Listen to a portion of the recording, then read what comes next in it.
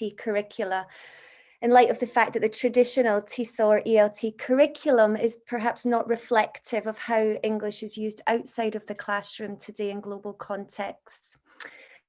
I'm fortunate enough to see Anya present her work early on at the excitELT conference in Atlanta, and I was delighted that she was able to speak today so I could hear more about her project. And I also read about her project in her book that she has with Heath, with Multilingual Matters, which is a great book. It was nice today to have an early career researcher starting out in the field, and also a very established scholar such as Ali Fuad Selvi, who, as Heath noted, was very modest in his bio today. He's been leading some very large-scale projects in the field and is a real key leading scholar. So it was great that you were able to join us today as well. And thank you for giving up your Sunday in Cyprus. As Anya noted in her talk, researchers have been proposing changes to the ELT curriculum for a long time now, but very little has been discussed in relation to the voice of teachers, and both speakers today focused on teachers, and Ali Fuad in his breakout rooms gave us the opportunity to think about other stakeholders as well, which I think is important. Giving teachers a voice and engaging with teachers was one of the main aims of the network that we have set up. I personally was very concerned when I moved into academia, when I took up post at Edinburgh, about becoming disengaged with classroom practice. I moved from being an English teacher in the classroom to being a teacher educator, and I wanted to stay in touch with what was happening in the classroom. The aim is also to make our research more accessible to practitioners and to try and bridge this gap between researchers and practitioners, and to develop an online global community of practice. Resources has been mentioned a lot today, the lack of materials. Teachers are very busy, we know this.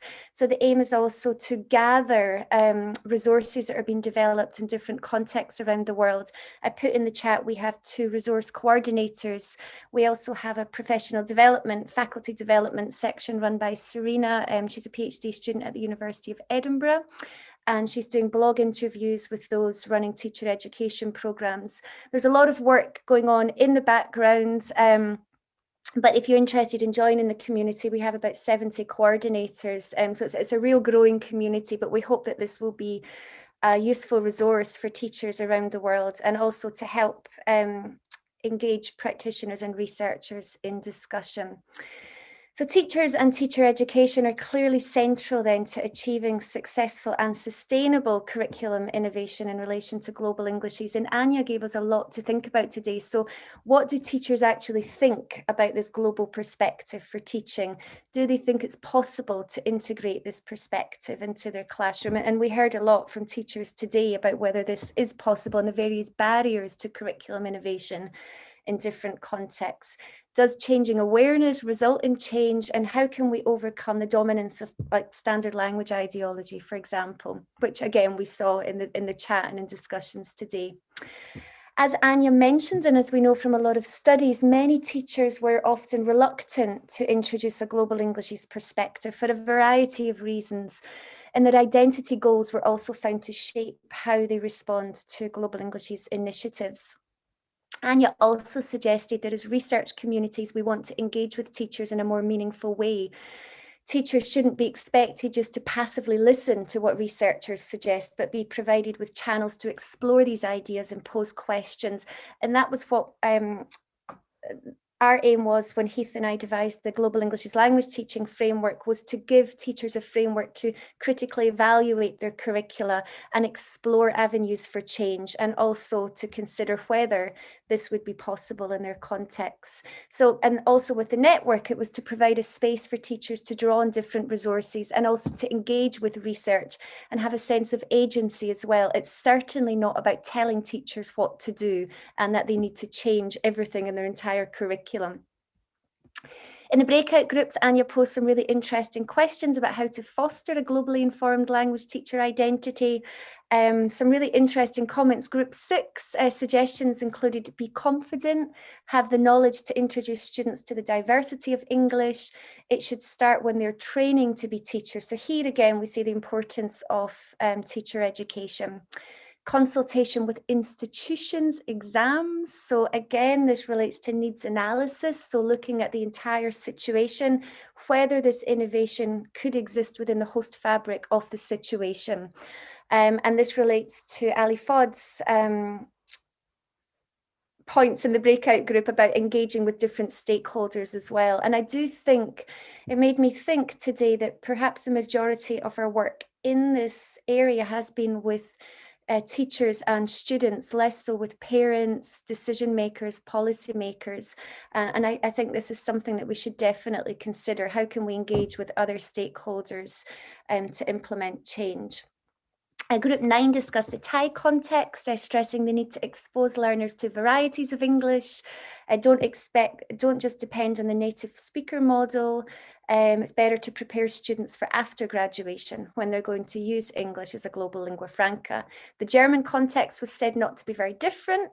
In the Japanese context, it was said that they aren't aware of this need.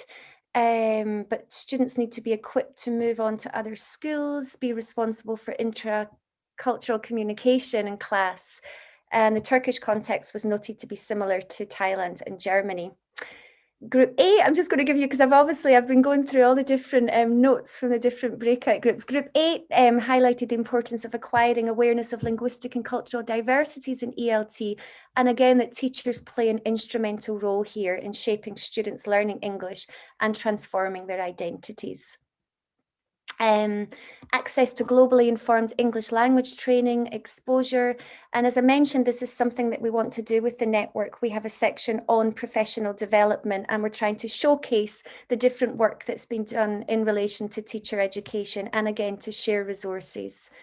Anya also asked us to think about our experiences with the English language and how these contribute to who we are today as practitioners.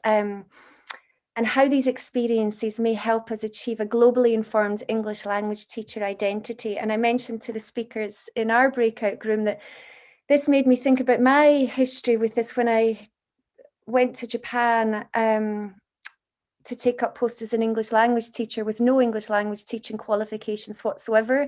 I soon felt very inferior to my Japanese counterparts.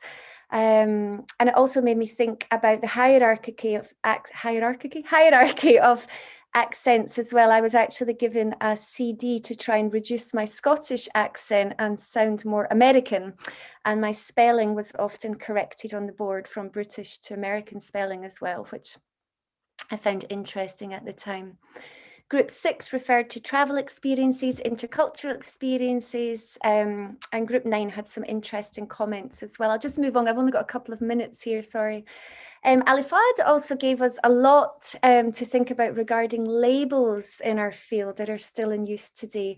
These labels that promote the ideology of native speakerism that hangs over the ELT profession and also ELT professionals. And we know that these act as a major barrier to achieving curriculum innovation in relation to global Englishes. We got a very good overview of research in the field, and particularly early research looking at comparing non-native English-speaking teachers and native English-speaking teachers. These studies that looked at the advantages and disadvantages that could be said to promote stereotypes.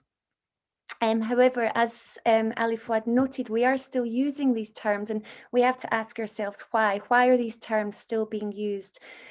It's astonishing that we still see job advertisements asking for, native or non-native, despite educational background, and particularly job adverts that are advertising for Caucasian and more recently Eastern European passports, for example. Ali Fouad gave us hope for a more egalitarian ELT in the future, and encouraged us to think about a lot of things in the breakout groups. Interesting the way that some of the statements were finished. I am a native English-speaking teacher, so I must be American. I must be able to explain all the grammar rules. I'm a non-native speaking teacher, so I must be native-like. And then there was some lived experiences here as well. Group 6, I'm a native English speaking teacher, so I must have infinite knowledge about the English language. I'm a non-native teacher, so I must try harder, which is unfortunate. Alifod also asked us to think about what can various stakeholders do to establish a more egalitarian future? And as I mentioned, I think this is something that we really need to think about in our research projects as we go forward as well. How to engage teachers, researchers, teacher educators, which we have done to date, but also professional groups and associations, administrators, policymakers, and also parents and other stakeholders as well. So I'd just like to finish today by thanking you all for giving up your Sunday and coming along. A few of us will stick around just to meet you after this. As I mentioned yesterday, and I'll mention again today, if you'd like to continue these conversations and also join our growing community, our website is currently, the network website is currently moving domains. I've recently changed universities, but we do have an active Facebook and Twitter group, and you can also sign up to the mailing list. We're also always looking for new coordinators as well as network members, so please do get in touch if you want to join this community. And I do hope that eventually, once we get the network set up again, that this will be a useful resource as well and a place for us to continue our discussions. Thank you very much. Okay, thank you so much, everyone. So I guess that's the formal end of the conference. I guess I will keep the room open. Usually after an in-person excitELT conference in Tokyo, there is a tiny sushi restaurant in a subway station that we always go to after the conference and kind of reflect on things and talk about the conference, also talk about life. So if people do have anything they want to share, I guess I'll just open up the floor. If you have questions for the speakers that didn't get answered, I think they might still be about. Ali Fouad is still about. I think people are still here.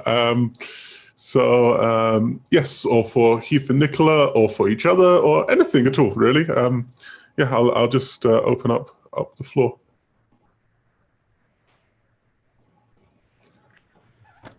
It's just a comment, Tim. Yes, sure. Yeah, it's a very interesting point raised by Nicola, is just this communication. We need to have this proper communication between policymakers, practitioners, teachers, and researchers. If we need to reach at a kind of coordinated kind of things. There's like this connection. So it's a very important point to engage all these stakeholders. Yeah. Yeah, I think so. I mean, I think it's quite difficult because I suppose for